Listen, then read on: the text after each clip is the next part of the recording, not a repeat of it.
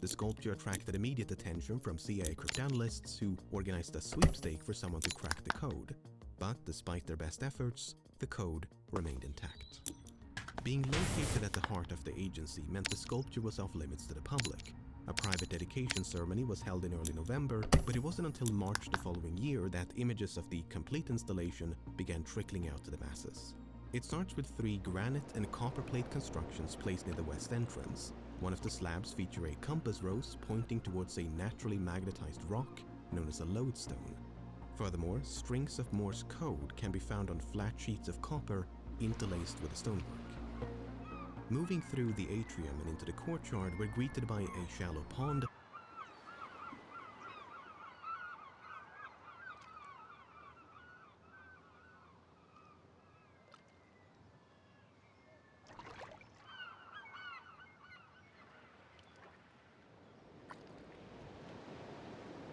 You can never see anything enter a black hole. Imagine you trap your nemesis in a rocket ship and blast him off towards a black hole. He looks back at you, shaking his fist at a constant rate.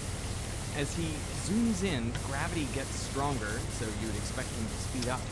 But that is not what you see. Instead, the rocket ship appears to be slowing down. Not only that, he also appears to be shaking his fist slower and slower.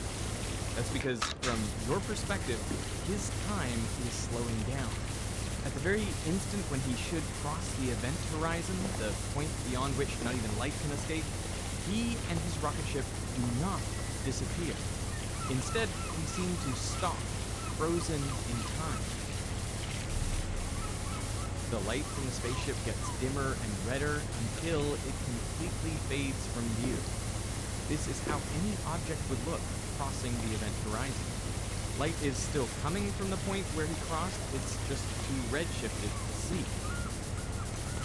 But if you could see that light, then in theory you would see everything that has ever fallen into the black hole, frozen on its horizon, including the star that formed it. But in practice, photons are emitted at discrete intervals, so there will be a last photon emitted outside the horizon, and therefore these images will fade after some time. This is just one of the strange results that comes out of the general theory of relativity, our current best theory of gravity. The first solution of Einstein's equations predicted not only black holes, but also their opposite, white holes. It also implied the existence of parallel universes, and even possibly a way to travel between them. This is a video about the real science of black holes, white holes, and wormholes.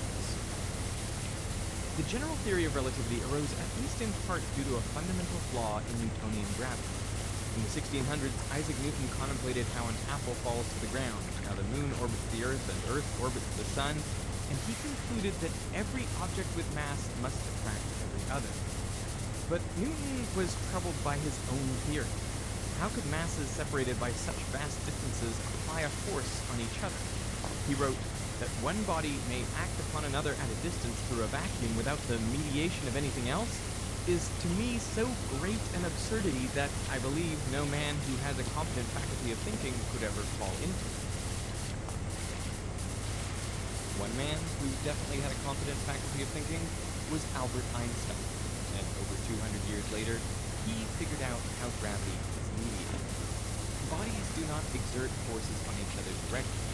Instead, a mass like the sun curves the space-time in its immediate vicinity. This then curves the space-time around it, and so on all the way to the Earth. So the Earth orbits the sun because the space-time Earth is passing through is curved. Masses are affected by the local curvature of space-time, so no action at a distance is required. Mathematically, this is described by Einstein's field equations. Can you write down the Einstein field equation? This was the result of Einstein's decade of hard work at the special relativity. And essentially what we've got in the field equation, on one side it says, tell me about the distribution of matter and energy. The other side tells you what the resulting curvature of space-time is from that distribution of matter. And a single line, it looks like, oh, this is a simple equation, right? But it's not really one equation, it's a family of equations. And to make life more difficult, there are coupled equations, they depend upon each other. and they are differential equations, so it means that there are integrals that have to be done about that. So there's a whole bunch of steps that you need to do to solve the equation. To see what a solution to these equations would look like, you need a tool to understand spacetime. So imagine you're floating around in empty space. A flash of light goes off above your head and spreads out in all directions. Now, your entire future, anything that can and will ever happen to you,